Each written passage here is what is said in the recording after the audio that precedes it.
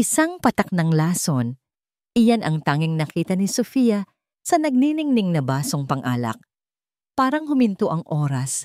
Ang lahat ng ingay ng maluwang na salo-salo sa Villa Reynaldo ay biglang nawala. Napalitan ng pumipintig na tunog sa kanyang tainga. Si Mateo Rivas, ang kinikilalang ehekutibo ng kumpanya, ay may bahid ng nakakatakot na ngiti habang palihim na inilalagay ang munting vial sa bulsa. Hindi siya makagalaw. Ang lamig ng marmol sa ilalim ng kanyang mga palad ay tila umaakyat sa kanyang mga braso, nagpapamanhid sa kanyang buong katawan. Si Elias Vergara, ang milyonaryong amo ng kanyang ina, na madalas magbaliwala sa kanilang presensya, ay nakatalikod. Nakikipagtawanan, walang kamalay-malay. Ito ang taong kinasusuklaman ni Sofia dahil sa pagmamataas nito. Pero bakit parang may malaking kamay na bumubog sa kanyang dibdib, nagbabanta ng kapahamakan? Ang konsensya niya, pinanday sa mahabang taon ng pagiging tapat sa kabila ng panlilibak, ay sumisigaw. "Wag po, Sir Elias." Ang boses ni Sofia ay parang sinasagasaan ng tren, manipis at basag, halos hindi lumabas. Subalit sapat na yon upang mabigla si Elias.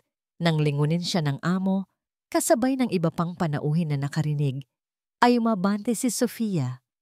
Ang oras ay tila bumalik sa normal, at kasabay nito, ang lahat ng ingay at bulungan ay bumalik. Tumakbo siya. Humakbang siya sa pagitan ng mga mamahaling damit at nagulat na mukha. Ang baso, na kanina'y nagniningning sa mesa, ay tila bumagal sa pagbagsak, parang pelikula. Nakita niya ang lason na kumakalat sa likido, ang patibong na handang sumira ng buhay, isang matunog na plang ang umalingaw-ngaw. Nabitawan niya ang kanyang hawak na tray, at sabay niyon ay naitulak niya ang braso ni Elias.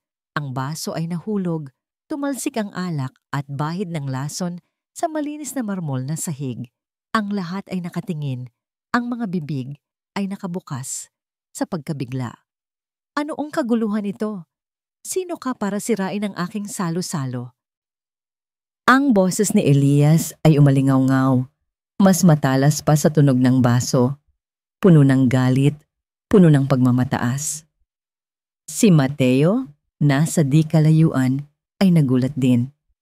Ngunit mabilis na napalitan ng isang mapanlinlang na ngiti ang kanyang mukha at nagbigay siya ng isang tingin kay Sofia na tila nagsasabing, "Pinakialaman mo ang hindi mo dapat pakialaman." Kinakabahan, tumulo ang luha sa pisngi ni Sofia. Hindi dahil sa takot sa parusa ni Elias, kundi dahil sa pagkabigo na maipaliwanag ang katotohanan. Ngayon, siya ang salarin sa mga mata ng lahat. Ang kanyang lalamunan ay masikip sa galit. Sino ang babaeng ito? Isang simpleng katulong lamang, at ngayon ay sinira ang isang mahalagang gabi. Nagbulungan ang mga bisita, ang kanilang mga tingin ay tila naghuhusga sa kanyang kakulangan ng kontrol sa kanyang sariling tahanan. Si Elias Vergara, ang CEO ng Vergara Group of Companies, ay hindi kailanman hahayaang bastusin siya sa sarili niyang pamamahay, lalo na ng isang hamak na katulong. Anong ibig sabihin nito, Sofia? Ang boses ni Mateo Rivas ay kalmado, halos nag-aalala, ngunit sa ilalim nito ay may bahid ng isang bagay na malamig. May nakita ka bang masama? Umiling si Sofia, ang kanyang mga mata ay puno ng luha. "Sir, may lason po sa inyong alak. Si Sir Mateo po ang naglagay." Isang malakas na tawa ang pinakawalan ni Mateo na nagpatayo sa mga balahibo ni Elias. "Ako? Sofia, ano ba ang sinasabi mo? Bakit ko naman gagawin yon kay Sir Elias, ang aking mentor at kaibigan?" "Hindi po. Nakita ko po ang..." "Sapat na," nagsalita si Elias. Ang kanyang tinig ay nagpagulat sa lahat. "Mateo, paki-review ang CCTV footage. Tingnan natin kung ano ang nangyari." Ang pagmamataas ni Elias ay umakyat. Sa kanyang pananaw, walang sino man ang magtatangkang maglason sa kanya sa sarili niyang teritoryo. At kung mayroon man, hindi ito isang simpleng katulong na walang motibo. Ilang minuto lamang ang lumipas at bumalik si Mateo. Dala ang kanyang cellphone. Sir Elias, narito po ang footage. Pinutol ko na po sa parteng kailangan nating makita. Nagtipon ang ilang bisita sa likod ni Elias habang pinapanood niya ang video. Kitang-kita roon si Sofia, palihim na lumalapit sa mesa. Pagkatapos ay bigla niyang inagaw ang baso ni Elias at itinapon.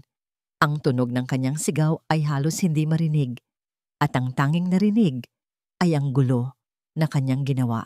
Ngunit ang pinakamalala, bago nito, sa isang bahagi ng video na tila dinagdagan, ay makikita si Sofia na nakikipag-usap sa isang hindi kilalang tao sa labas ng villa na tila may pinag-uusapang plano. Sir, tingnan niyo po. Ito po ang pruweba, sabi ni Mateo. Ang kanyang tinig ay puno ng pag-aalala. Posibleng may balak siyang masama, baka pangingikil. Nagdilim ang paningin ni Elias. Naisip niya ang insidente noon kung saan halos mawala ang kanyang kumpanya dahil sa kapabayaan at maling gawain ng isang empleyado.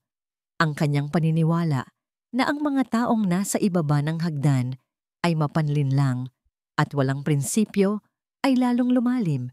Isang matalim na sakit ang tumusok sa kanyang puso. Hindi lang dahil sa galit, kundi dahil sa pagkabigo. Paano niya hahayaan ang ganitong panlilinlang sa kanyang bahay? Sofia de la Peña, sabi ni Elias, ang kanyang boses ay malamig at puno ng awtoridad. Mula ngayon, kayo ng iyong ina ay sibak na sa trabaho. Ayoko nang makita ang inyong mga pagmumukha dito. Umalis kayo at huwag nang babalik. Napatulala si Sofia. Sir Elias, please, pakinggan niyo po ako. Walang kailangan pakinggan, sigaw ni Elias. Hindi na kayang pigilan ng galit. Ang katotohanan ay malinaw sa akin. Mateo, siguraduhin mong umalis sila ngayon din. Sinundan ni Sofia si Mateo sa labas ng villa. Ang kanyang mga luha ay bumubuhos. Nakita niya ang kanyang ina, si Aling Loring, na lumabas ng silid ng mga katulong, nagulat at kinakabahan. Ma, sibak na po tayo. Sabi ni Sofia, ang kanyang tinig ay puno ng kalungkutan. Hindi makapagsalita si Aling Loring. Tanging pag-iling lamang ang kanyang nagawa. Ang mga mata ni Sofia ay tumingin sa mamahaling kalsada ng Villa Reynaldo. Sa gilid ng kanyang paningin, nakita niya si Elias na nakatayo sa may balkonahe, nakatingin sa kanilang pag-alis. Ang kanyang mukha ay matigas, walang awa. Sa kanyang mga kamay, mahigpit na hawak ni Sofia ang kanyang lumang cellphone. Hindi niya alam, ngunit sa loob ng gadget na yon, isang selyadong lihim ang magbabago ng lahat. Ang hangin sa labas ng Villa Reynaldo ay malamig at dayuhan. Hindi ito ang sariwang hangin na kanilang nilalanghap dati, na may amoy ng mamahaling bulaklak at pinakintab na sahig. Ito ay hangin ng alikabok, ng pagkabigo. Hawak ni Sofia ang kanyang ina, si Aling Loring, na humahagulgol habang sila ay naglalakad palayo sa tanging tahanan na kilala nila. Ang bawat hakbang ay parang patalim na humihiwa sa kanyang puso. Ma, tahan na po. Mahinang bulong ni Sofia, kahit siya mismo ay halos hindi makahinga sa bigat ng lungkot. Makakahanap po tayo ng paraan, ngunit ang mga salita ay walang saysay. Makalipas ang ilang araw, ang kanilang maliit na inuupahang kwarto ay puno ng katahimikan at kawalan ng pag-asa. Si Aling Loring, na kilala sa kanyang kasipagan at sigla, ay nanghina. Ang kanyang mga mata ay walang kislap, puno ng pagkadismaya. Sofia, paano na tayo? Ang tinig ng kanyang ina ay halos bulong. Paano kung hindi na tayo makahanap ng trabaho? Wala na tayong babalikan. Pinilit ni Sofia na ngumiti. Kahit ang loob niya ay nanginginig, ang pag-aalala para sa kanyang ina ay mas matindi pa kaysa sa kanyang sariling sakit. Hindi niya maintindihan. Bakit ganoon kadali para kay Sir Elias na paniwalaan ang kasinungalingan? Bakit hindi niya pinakinggan ang katotohanan na halos ipagsigawan na niya? Hindi siya makatulog. Sa dilim ng gabi, ang eksena sa salo-salo ay paulit-ulit na naglalaro sa kanyang isip. Ang nanlilinlang na ngiti ni Mateo, ang galit na mukha ni Elias, ang edited na video. May mali. Mayroon talagang mali. Bigla siyang napabangon. Ang kanyang lumang cellphone na nakapatong sa tabi ng unan ay tila humihingal sa kanya.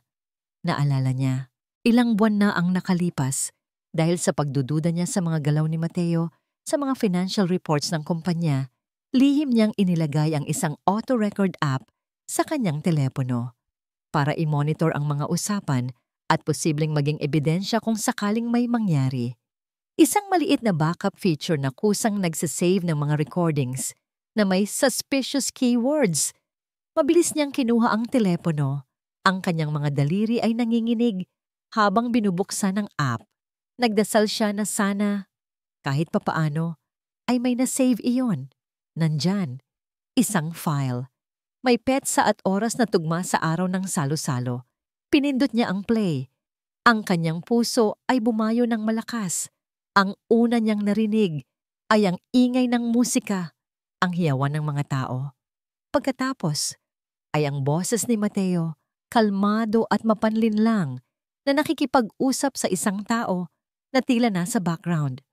Hayaan mo siya. Walang makakakita. Saka, matagal na rin akong naiinis sa matandang yan. Isang tawa, malamig at walang puso. Malapit na tayong magtagumpay. Wala ng Elias Vergara at sa wakas, mapapasa atin na ang lahat. Narinig din niya ang tunog ng pagkabagsak ng baso, ang kanyang sariling sigaw. Ang lahat ay naroon, malinaw, buo, ang tunay na eksena. Napasandal si Sofia, hinahabol ang hininga. Mayroon siyang armas, isang patalim na kayang putulin ang kasinungalingan. Ngunit paano niya gagamitin? Wala siyang koneksyon, wala siyang kapangyarihan. Tanging ang maliit na gadget na ito ang kanyang sandata laban sa isang imperyo. Ang mga araw, matapos ang insidente sa salo-salo, ay tila bumalik sa dati para kay Elias. Ang gulo na ginawa ni Sofia ay tila isang masamang panaginip at si Mateo Rivas ang kanyang sandigan. Mahusay si Mateo, masigasig at higit sa lahat, tapat. O iyon ang akala ni Elias. Sa ilalim ng patnubay ni Mateo, ang mga operasyon ng kumpanya ay tila mas maayos. Ang mga ulat pinansyal ay malinis. Ang mga proyekto ay umuusad. Sir Elias, narito na po ang mga papeles para sa bagong partnership natin sa Singapore. Masiglang sabi ni Mateo isang umaga, habang nag-iinit ng kape para kay Elias. Napakalaking oportunidad po nito para sa Vergara Group. Tumango si Elias habang sinisilip ang mga dokumento. May bahid ng pagdududa ang kanyang puso noon, ngunit mabilis itong nawala sa bawat pagpapakita ng dedikasyon ni Mateo. Magaling, Mateo. Talagang maaasahan ka. Sa kabila ng lahat, may bahagi pa rin ng isip ni Elias na nagtatanong. Isang maliit na tinig na nagpapaalala sa kanya sa mga luha ni Sofia, sa desperasyon ng kanyang boses, ngunit mabilis niya itong ipinapagtabuyan. Ang kanyang kapangyarihan at paghatol ay hindi maaaring pagdudahan. Hindi siya magpapaniwala sa isang hamak na katulong na ang tanging layunin ay ang manlinlang. Ang pagkawala ng kanyang mahal sa buhay noon ay nagturo sa kanya ng aral na ang tiwala ay dapat ilagay lamang sa mga karapat-dapat. Isang linggo makalipas, ginanap ang isang board meeting. Lahat ng mahahalagang tao sa kumpanya ay naroon, kasama si Mateo. Si Elias ang nagsasalita sa harapan. Ipinipresenta ang kanilang mga tagumpay at ang mga bagong plano. Ang ating kumpanya ay nasa pinakamagandang posisyon ngayon upang biglang uminit ang kanyang ulo. Ang kanyang paningin ay lumabo. Ang boses niya ay nawala. Isang matinding pagkahilo ang sumugod sa kanya at naramdaman niya ang isang matamis, nakasusulasok na amoy. Sir Elias, ayos lang po kayo? Ang boses ni Mateo ay tila malayo, ngunit may bahid ng kung anong hindi maipaliwanag na panginginig. Nag-umpisa siyang umubo, malakas. Naramdaman niya ang matalim na kirot sa kanyang tiyan. Ang lahat ng nasa kwarto ay nabigla. May sumigaw. Ang kanyang paningin ay tuluyan ng dumilim. At bago siya bumagsak, nakita niya ang mukha ni Mateo. Isang maikling ngiti. Isang napakabilis na kislap ng tagumpay sa mga mata ng kanyang kanang kamay. Kailangan ng ambulansya. May lason sa kape niya. Mga boses na nagkakagulo. Naramdaman niya ang pagbagsak ng kanyang katawan sa sahig. Sa huling sandali, bago siya tuluyang mawalan ng malay, isang larawan ang sumagi sa kanyang isipan. Si Sofia. Ang kanyang mga mata na puno ng luha, ang kanyang babala. May lason po sa inyong alak. Nagkamali ba siya? Ang lahat ay naging itim. Nang imulat niya ang kanyang mga mata, puro puti ang kanyang nakikita. Amoy gamot. Ospital. Naririnig niya ang mga aparato na tumutunog sa tabi niya. Ang kanyang lalamunan ay masakit at ang kanyang katawan ay mahina. Sir Elias, gising na po kayo. Ang boses ni Mateo. Ang kanyang mukha ay puno ng pag-aalala. Pero ang alaala ng nangiti sa mukha ni Mateo bago siya bumagsak ay hindi naalis sa isip ni Elias. At kasabay niyon, ang alaala ng babala ni Sofia. Ang isang malalim na pagdududa ay nagsimulang tumubo sa kanyang puso. Isang ngiti ang gumuhit sa labi ni Mateo habang nakatingin siya sa walang malay na Elias sa kama ng ospital. Ang lahat ay ayon sa plano. Wala nang makakahadlang sa kanya. Ang matandang yan ay nabulag sa kanyang pagmamataas at ngayon ay nagdurusa sa kamay ng sarili niyang katiwala. Isang katiwala na minsan niyang hinamak, na minsan niyang tiningnan bilang basura. Kailangan nating magmadali, attorney, sabi ni Mateo sa abogado ni Elias na halatang kinakabahan. Nasa critical na kondisyon si Sir Elias. Kailangang mapirmahan ang mga papeles na ito para sa agarang transisyon ng pamamahala. Ayaw nating malagay sa alanganin ng kumpanya. Walang pagpipilian ng abogado, kundi ang sumunod. Isa-isang pinirmahan ni Mateo ang mga dokumento. Ang bawat pirma ay tila nagpapamalas ng kanyang lumalaking kapangyarihan. Nararamdaman niya ang matamis na lasa ng tagumpay. Matapos ang lahat ng pagdurusa, ang lahat ng panlilibak na kanyang tiniis sa pagkabata. Sa wakas ay makukuha niya ang kanyang paghihiganti. Sir Mateo, nakabook na po ang flight niyo pa Singapore bukas ng gabi. Sabi ng kanyang personal assistant sa telepono. Magaling, sagot ni Mateo habang nakatitig sa skyline ng Manila mula sa opisina ni Elias. Ngayon ay kanyang opisina. Ihanda ang lahat ng kailangan at siguraduhin mong walang matitirang bakas ng kahit ano. Isang tawag ang kanyang ginawa. Hello Lisa, kumusta? Nakumpleto mo na ba ang paglilinis ng mga lumang files? Kailangan kong siguraduhin na walang makakakita sa mga transaksyon natin noong nakaraang taon, lalo na iyong may kinalaman sa offshore accounts. Opo, Sir Mateo, nalinis na po ang lahat. Pati po ang CCTV footage na kinailangan ninyo noon na sira na at tinapon. Tugon ng dating sekretarya ni Elias, si Lisa, na kanyang nabayaran upang maging espiya at kasabwat. Perfect, sabi ni Mateo ngumiti. Ang galing talaga niya. Ang lahat ay nakaplano, ang bawat butas ay tinakpan. Ang matandang Elias, na buong buhay ay nagbaliwala sa kanya, ay magigising na lamang at malalaman na wala na siyang kumpanya, na tinalo siya ng isang taong minamaliit niya. Naisip niya si Sofia, ang hamak na katulong na nagtangkang magpanggap na hero. Napailing siya, napakababaw. Akala niya, sa simpleng pagtutulak ng baso ay may magbabago. Ang mga taong gaya nila ay hindi kailanman magtatagumpay. Ang mga mahihina ay laging talunan. Habang nagse-celebrate siya sa kanyang isipan, nag-ring ang kanyang cellphone. Isang tawag mula sa security head ng Villa Reynaldo. Sir Mateo, mayroon po kaming impormasyon.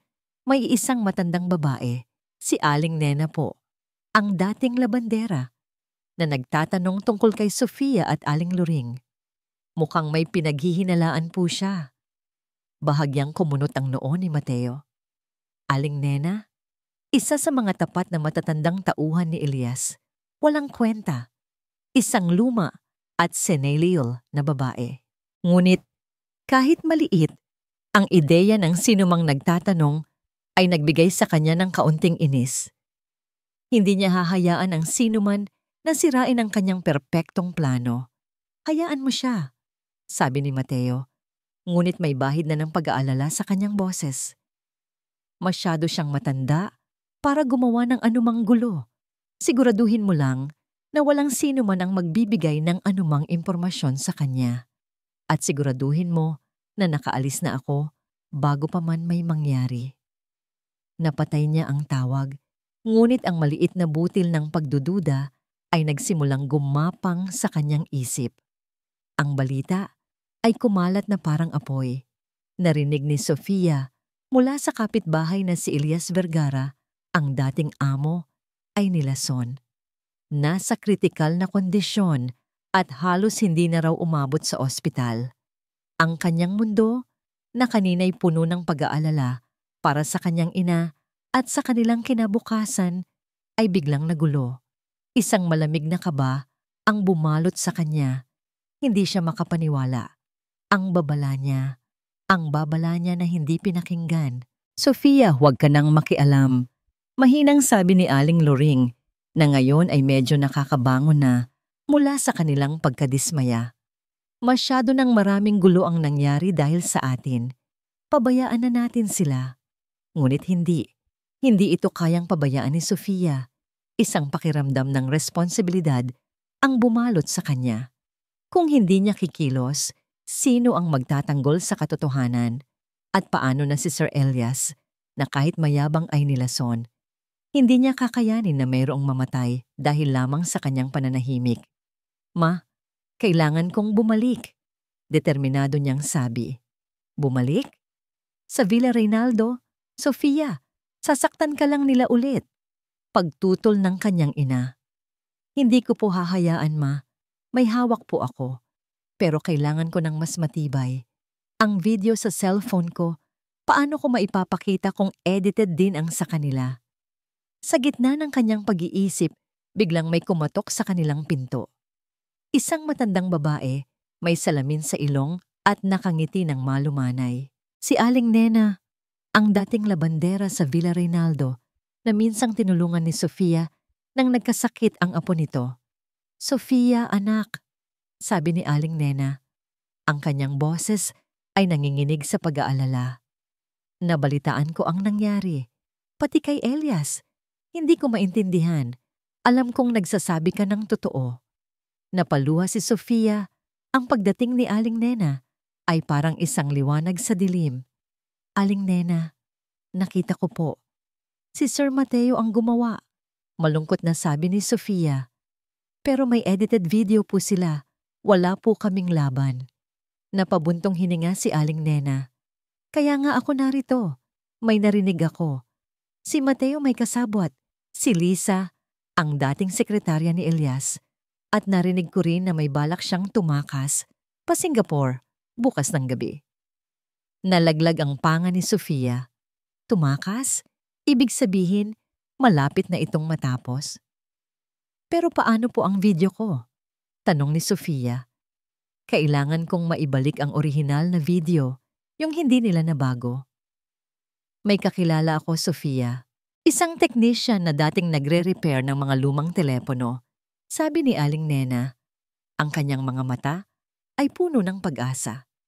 May alam siyang paraan para ma-recover ang mga deleted files, lalo na kung may backup ka. Dalhin mo ang cellphone mo sa akin. Mabilis na ibinigay ni Sofia ang kanyang cellphone. Sa loob lamang ng ilang oras, bumalik si Aling Nena.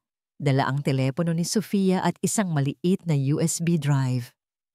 Narito, Sofia, sabi ni Aling Nena.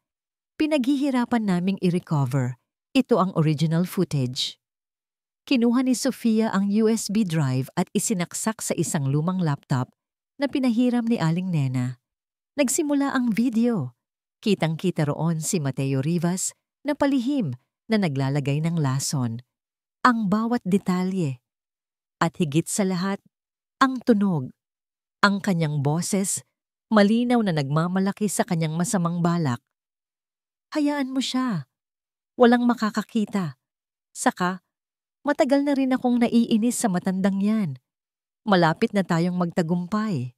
Wala ng Elias Vergara at sa wakas, mapapasa atin na ang lahat. Napasigaw si Sofia. Ito na ang katotohanan. Ang ebidensya na magpapabagsak kay Mateo. Ngunit ang oras ay tumatakbo. Bukas ng gabi. Dahan-dahang iminulat ni Elias ang kanyang mga mata. Ang puting kisame ng kanyang silid sa ospital, ang unang bumungad. Isang humihinging tunog mula sa mga aparatong nakakabit sa kanya ang nagpaalala sa kanya na siya ay nasa bingit ng kamatayan. Ang kanyang katawan ay mahina, parang piniga ang lahat ng lakas niya. Ngunit ang kanyang isip, dahan-dahan, ay nagsisimulang luminaw. Ang mga doktor at nurse ay palaging nagbabantay. Ngunit ang pinakamalaking presensya sa kanyang tabi ay si Mateo. Palaging naroon si Mateo mukhang nag-aalala, nagbabantay. Ngunit sa bawat sulyap ni Elias kay Mateo, isang imahe ang bumabalik. Ang nanlilinlang ng ngiti sa mukha ni Mateo bago siya mawalan ng malay. At ang mga salita ni Sofia, may lason po sa inyong alak. Parang pelikula, umikot sa kanyang isip ang mga pangyayari sa salusalo. Ang gulo, ang galit niya, ang kanyang mabilis na paghuhusga. At ang mga mata ni Sofia, puno ng takot at pagmamakaawa, na ngayon ay tila nanunumbat sa kanya. Napakababaw mo, Elias. Bulong ng kanyang konsensya. Nabulag ka sa iyong pagmamataas at sa iyong mga hinala. Hindi niya maintindihan kung bakit niya ipinagtabuyan ang babala ng babaeng yon. Isang simpleng katulong, oo. Ngunit ang kanyang mga mata ay hindi nagsinungaling. Ang sakit sa kanyang tiyan ay hindi na lang dahil sa lason, kundi sa matinding pagsisisi. Ang pagkawala ng kanyang pamilya noon dahil sa kapabayaan ay nagdulot ng isang lamat sa kanyang puso na nagpatigas sa kanyang paniniwala na ang mga nasa ibaba ay hindi mapagkakatiwalaan. Ngunit ngayon, ang paniniwalang iyon ay nagdala sa kanya sa kanyang kasalukuyang kalagayan. Isang hudyat ng pagdududa ang kumalat sa kanyang sistema. Si Mateo, ang kanyang tapat na kanang kamay. Posible ba? Posible bang ang taong pinagkatiwalaan niya ng lubos ay siya mismong nagtangka sa kanyang buhay? Mateo, mahina niyang tawag. Ang kanyang boses ay nanginginig. Lumapit si Mateo, hawak ang isang baso ng tubig. Sir Elias, kailangan niyo po ng pahinga. Huwag na po muna kayong mag-alala sa kumpanya. Ngunit hindi niya pinansin ang sinabi ni Mateo. Nasaan ang aking abogado? Nagpapahinga po siya, Sir Elias. Gusto po ba ninyong tawagan ko? Huwag. Tawagan mo si Attorney Gomez. Siya lang ang aking pinagkakatiwalaan. Ang desisyon ni Elias ay matigas. Alam niyang kailangan niya ng isang taong hindi kayang bilhin ni Mateo. Makalipas ang ilang oras, dumating si Attorney Gomez, isang matandang abogado na tapat sa pamilya Vergara sa loob ng maraming taon. Attorney Gomez, mahina, ngunit malinaw na sabi ni Elias. Gusto kong imbestigahan mo ulit ang lahat, ang insidente sa Salusalo at si Mateo Rivas. Nanlaki ang mga mata ni Attorney Gomez. Si Mateo po? Pero siya po ang nagligtas sa inyo noon sa imbestigahan mo siya at hanapin mo si Sofia de la Peña at ang kanyang ina. Kailangan ko silang makausap. Ang tingin ni Elias ay seryoso. Hindi ko alam kung bakit, ngunit pakiramdam ko, malaki ang pagkakamali ko. Tumango si Attorney Gomez na unawaan ang bigat ng sitwasyon. Umalis siya agad upang simulan ang paghahanap. Ngunit ang paghahanap sa mag-ina ay hindi naging madali. Tila naglaho sila na parang bula. Ipinikit ni Elias ang kanyang mga mata. Isang matinding pagsisisi ang bumalot sa kanya. Kung nagkamali siya, kung naniwala siya sa kasinungalingan, hindi lang ang buhay niya ang nasa panganib, kundi pati na rin ang buhay ng mga taong inaakala niyang pinoprotektahan niya. Ang kanyang kapalaran at ang kapalaran ng Vergara Group ay nakasalalay sa isang katotohanan na minsan niyang ipinagtabuyan. Ang gabi ay bumaba sa kanilang maliit na silid, ngunit walang kapayapaan sa puso ni Sofia. Hawak niya ang USB drive, naglalaman ng katotohanan na kayang magpabagsak kay Mateo Rivas at magpaliwanag sa pagkakamali ni Elias. Ngunit paano? Paano niya haharapin ang isang imperyo gamit lamang ang isang piraso ng flash drive? Si Mateo, na nakatakdang lumipad sa Singapore, bukas ng gabi ay malapit nang makalabas sa kanilang kamay. Sofia, ano na ang balak mo? Nag-aalalang tanong ni Aling Nena na katabi niya. Kailangan nating kumilos agad. Tumingin si Sofia sa lumang laptop. Muling pinatugtog ang video. Ang boses ni Mateo, puno ng pagmamataas, ay umalingaw-ngaw sa tahimik na silid. Wala ng Elias Vergara at sa wakas, mapapasa atin na ang lahat. Isang ideya ang biglang sumagi sa kanyang isip. Isang mapanganib na ideya, ngunit isa na maaaring magpabago ng laro. Aling Nena, kailangan nating i-edit ito, sabi ni Sofia. Ang kanyang mga mata ay nagniningas sa determinasyon. Isang maikling clip lang, sapat lang para makita ng lahat kung anong klaseng tao si Mateo Rivas. Pero Sofia, baka lalo lang tayong mapahamak. Wala na pong ibang paraan, Aling Nena. Kung direkta nating ibibigay sa pulis, baka mamanipula lang ulit ni Mateo. Pero kung alam ng publiko, mahihirapan siyang takasan ang hustisya. Kaya buong gabi, kasama si Aling Nena na nagbabantay, ginawa ni Sofia ang pinakamahirap na desisyon sa kanyang buhay. Gumamit siya ng isang simpleng video editing software na nahanap niya online. Pinutol niya ang pinakakritikal na bahagi ng video, ang paglalagay ng lason, ang maikling sulyap ng pagmamalaki sa mukha ni Mateo, at ang ilang linya ng kanyang pag-amin. Maikli, matalim, at walang duda. Ito po, sabi ni Sofia kinabukasan, habang hawak ang cellphone. Ilalabas ko na ito sa social media. Nagdasal si Aling Nena. Bahala na ang Diyos, Sofia. Sa isang iglap, pinindot ni Sofia ang upload. Isang simpleng caption ang kanyang inilagay. Ang katotohanan sa likod ng kapangyarihan. Ang kanyang puso ay kumakabog ng malakas. Para itong paglukso sa bangin, hindi niya alam kung saan siya babagsak. Samantala, sa VIP lounge ng Ninoy Aquino International Airport, nakaupo si Mateo Rivas, nakangiti habang umiinom ng mamahaling champagne.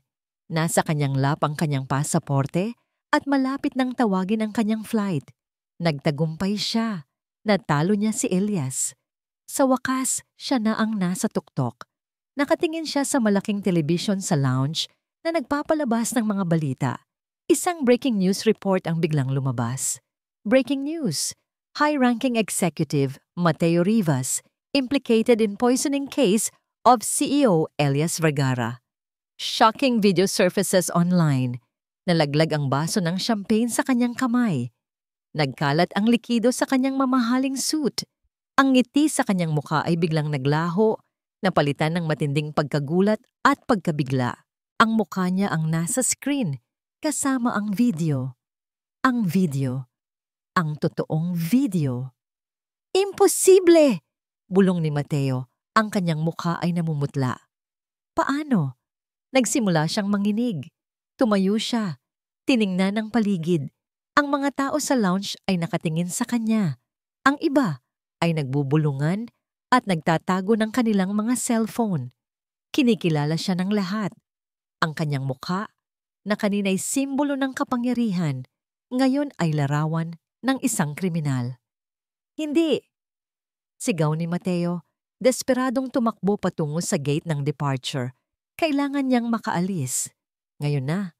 Ngunit huli na. Mula sa magkabilang dulo ng lounge, dumating ang mga pulis kasama ang isang pangkat ng mga mamamahayag na may dalang mga kamera. Ang mga flash ay sumabog at ang mga boses ay nagtanong, "Sir Mateo Rivas, are you Mateo Rivas?" "Mayroon po kaming warrant of arrest para sa inyo, Mr. Rivas, para sa pagtatangkang pagpatay kay Mr. Elias Vergara." Nagising ang kanyang pangarap sa isang bangungot. Napahinto si Mateo. Ang kanyang katawan ay pinamanhid ng takot. Ang kanyang mga mata ay nanlalaki at ang kanyang mukha ay puno ng matinding pagkatalo. "Hindi! Hindi ako ang gumawa niyan!" Sigaw niya, desperadong sinubukang itago ang kanyang mukha mula sa mga kamera, ngunit huli na ang lahat. Ang kanyang pagbagsak ay live na ipinapalabas para sa buong mundo upang saksihan. Ang mundo ni Elias ay nagiba sa isang iglap. Nakahiga siya sa kanyang ospital, pinipilit na bawiin ang lakas, nang biglang sumiklab ang telebisyon sa dingding. Ang boses ng newscaster ay tila kidlat na tumama sa kanyang pandinig. Live po tayo ngayon mula sa Ninoy Aquino International Airport, kung saan inaresto si Mateo Rivas, isang high-ranking executive ng Vergara Group of Companies, kaugnay ng paglason sa CEO na si Elias Vergara. Nagising ang lahat ng kanyang diwa. Ipinilit niyang umupo. Ang kanyang mga mata ay nanlalaki sa pagkabigla. Sa screen, kitang-kita niya si Mateo, pumipiglas, nagtatago ng mukha sa mga kamera habang hinihila ng mga pulis. Ang kanyang mukha ay puno ng matinding pagkatalo at takot. At pagkatapos, ipinalabas ang video. Ang totoong video. Ang eksena sa salo-salo. Ang paglalagay ng lason. Ang boses ni Mateo, malinaw, nagmamalaki sa kanyang masamang balak. Wala ng Elias Vergara.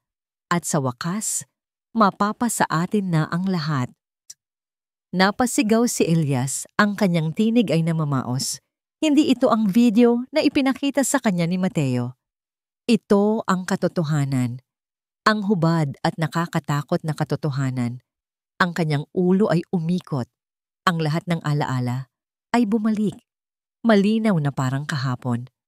Ang kanyang pagmamataas. Ang kanyang paniniwala na siya ay hindi kailanman magkakamali. Ang kanyang galit sa isang babaeng nagtangkang magsalita ng katotohanan. Ang kanyang pagpapalaya kay Sofia at Aling Loring. Walang pakundangan, walang pangalawang tanong. Napakababaw ko. Bulong ni Elias, ang kanyang mga kamay ay nanginginig. Ang sakit sa kanyang puso ay mas matindi pa kaysa sa sakit ng lason sa kanyang katawan. Nagkamali siya. Matindi ang kanyang pagkakamali. Hindi lang niya binaliwala ang katotohanan, sinaktan din niya ang nag-iisang taong nagtangkang iligtas siya.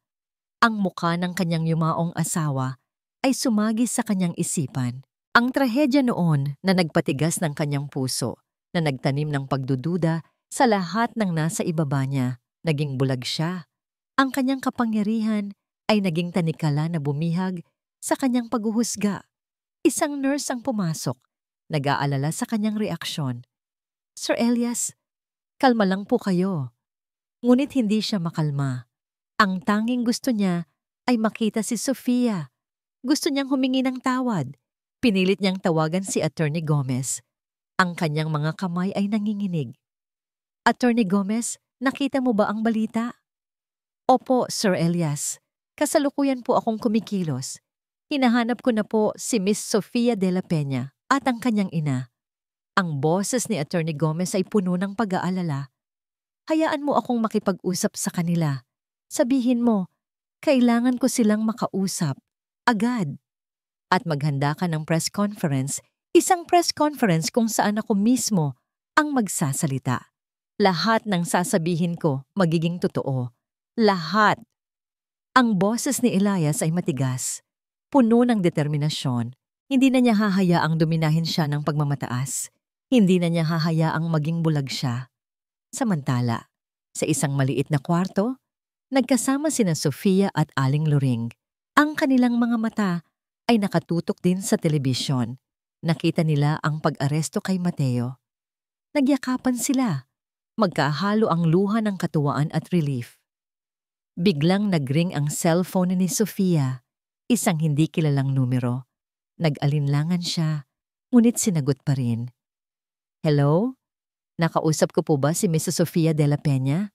Isang formal ngunit magalang na boses ang narinig niya. Ako po si Attorney Gomez, ang abogado ni Sir Elias Vergara. Gusto po kayong makausap ni Sir Elias. Nanlaki ang mga mata ni Sofia. Si Sir Elias. Bakit?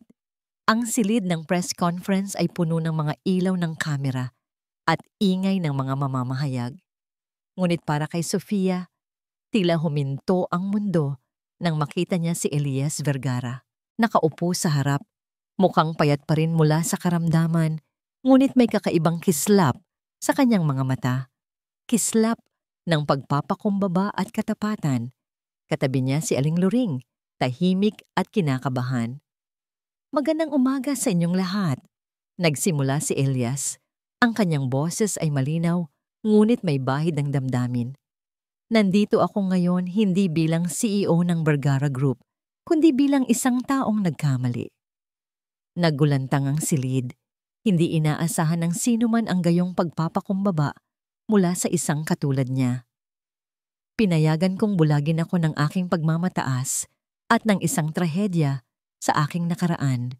Patuloy niya at tiningnan si Sofia. Pinaniwalaan ko ang kasinungalingan at sa halip na pakinggan ang katotohanan, iginuhit ko ang aking sariling konklusyon batay sa aking mga prehuwisyo. Isang paghinga ng kolektibong pagkabigla ang narinig mula sa mga mamamahayag. Sofia de la Peña, sinabi niya. Ang kanyang tingin ay nakatuon kay Sofia at ang kanyang ina, si Aling Luring. Pinatawan ko sila ng matinding kawalan ng katarungan. Dahil sa aking pagdududa, dahil sa aking pagmamataas, pinalayas ko sila. Ngunit sila ang nag-iisang nagtangkang iligtas ako. Sila ang nagdala ng katotohanan. May bumulong mula sa mga mamamahayag. Humihingi ako ng tawad, sabi ni Elias, at yumuko siya ng bahagya. Ang gulat sa silid ay lalong lumalim. Sa harap ninyong lahat at sa harap ng buong bansa, humihingi ako ng tawad sa pagdududa sa inyong katapatan, sa pagbaliwala sa inyong lakas ng loob. Minsan, ang katotohanan ay nagmumula sa mga taong hindi natin gaanong pinapakinggan. Naramdaman ni Sofia ang unti-unting pag-init ng kanyang mga mata. Hindi niya inaasahan ito. Ang paghingi ng tawad mula kay Elias sa harap ng publiko. Gusto kong ialok kay Mrs. Sofia de la Peña ang posisyon ng Head of Corporate Ethics and Integrity Officer ng Vergara Group. Patuloy ni Elias na ikinagulat ng lahat. Gusto kong si Sofia ang maging katuwang ko sa pagbabago ng kultura ng kumpanya upang ang bawat empleyado, anuman ang kanilang posisyon, ay marinig at ang katotohanan ay laging mananaig. Tiningnan ni Sofia ang kanyang ina na may mga luha sa kanyang mga mata, ngunit ngumiti ito sa kanya. Ang nangiting iyon ay nagsasabing, gawin mo ang sa tingin mo ay tama. Tumayo si Sofia. Ang kanyang puso ay kumakabog ng malakas, ngunit ang bawat hakbang niya ay puno ng paninindigan. Lumapit siya sa mikropono. Hindi madali ang magpatawad. Nagsimula si Sofia, ang kanyang boses ay nanginginig ngunit malinaw. Lalo na kung malalim ang sugat na iniwan. Ngunit naniniwala po ako, Sir Elias, na ang pagpapatawad ay hindi para sa nagkasala lamang, kundi para rin sa nagpapatawad. Tiningnan niya ang mga mukha sa silid at pagkatapos ay muling tumingin kay Elias. Tinanggap ko po ang inyong paghingi ng tawad, Sir Elias, at tinatanggap ko po ang inyong alok, hindi dahil sa posisyon o sa pangalan ng kumpanya, kundi dahil naniniwala ako na ang pagbabago ay posible, na ang kabutihan ay mas malakas kaysa sa puot. Umalingaw-ngaw ang palakpakan sa silid. Ang mga mamamahayag ay nagtatanong, ngunit ang mga tingin ni Elias at Sofia ay nagsasalita ng higit sa 1,000 salita. Isang pag-unawa, isang pagtanggap. Sa mga sumunod na linggo, nagpatuloy ang pagbabago. Si Mateo Rivas ay nahaharap sa mga kasong kriminal at pinansyal, ang kanyang imperyo ay gumuho. Si Elias, naganap ng gumaling, ay nagsimula sa isang bagong yugto ng pamumuno, mas bukas, mas mapagkumbaba, at si Sofia, sa kanyang bagong tungkulin, ay naging simbolo ng pag-asa, ng katotohanan na hindi binibili ng pera, ang integridad. Sa isang dapit hapon sa Manila, habang ang sikat ng araw ay humahalik sa kanilang mukha, nakaupo si Sofia at ang kanyang ina sa kanilang bagong tahanan. Ngayon, hindi na ito isang inuupahang kwarto, kundi isang maginhawang lugar na malapit sa kanilang bagong buhay. "Ma, ayos na po ang lahat," sabi ni Sofia habang nakatingin sa malawak na kalangitan. Ngumiti si Aling Luring. Ang mga wrinkles sa kanyang muka ay puno ng karanasan at karunungan. "Tama ka, anak. Kung minsan, ang pinakamalaking pagbabago ay nagsisimula sa isang maliit na tindig ng katotohanan." Tumingin si Sofia sa abot-tanaw. Alam niyang marami pa siyang haharapin, ngunit ngayon, may hawak na siyang pag-asa, lakas ng loob, at ang paniniwala na ang bawat isa, anuman ang pinagmulan, ay may kapangyarihang baguhin ang mundo sa pamamagitan ng katotohanan at pagmamahal. Ang kanyang kwento ay isang testamento na ang katarungan at katapangan ng isang maliit na tao ay kayang baguhin ang buhay ng isang taong puno ng kapangyarihan. At dito nagtatapos ang kwento ni na Sofia at Elias. Maraming salamat sa inyong pagtangkilik at paglalakbay kasama namin sa kwentong ito. Bilang isang manunulat, malalim ang naging epekto sa akin ng bawat yugto, mula sa unang salita hanggang sa huling pahina. Ang paglikha ng mundo ni na Sofia at Elias ay isang paalala na ang katotohanan ay may sariling tinig at ang pag-asa ay laging umiiral, kahit sa gitna ng kadiliman. Ang bawat hamon na hinarap ni Sofia, ang bawat aral na natutunan ni Elias, ay sumisimbolo sa kakayahan ng tao na bumangon mula sa pagkakamali, matuto sa sakit, at magmahal ng buong puso. Sana ay naantig ng kwentong ito ang inyong mga puso at nag-iwan ng mensahe ng pagpapatawad, ng lakas ng loob na manindigan sa tama, at ng paniniwala na ang kabutihan ay laging may kapangyarihang magpabago. Naway ang pagbabago na nakita natin sa mga tauhan ay magsilbing inspirasyon din sa ating mga buhay. Gusto kong marinig ang inyong mga salubin, ang inyong mga damdamin. Ibahagi niyo sa akin ang inyong mga natutunan at naramdaman. Maraming salamat muli at hanggang sa muling pagkikita.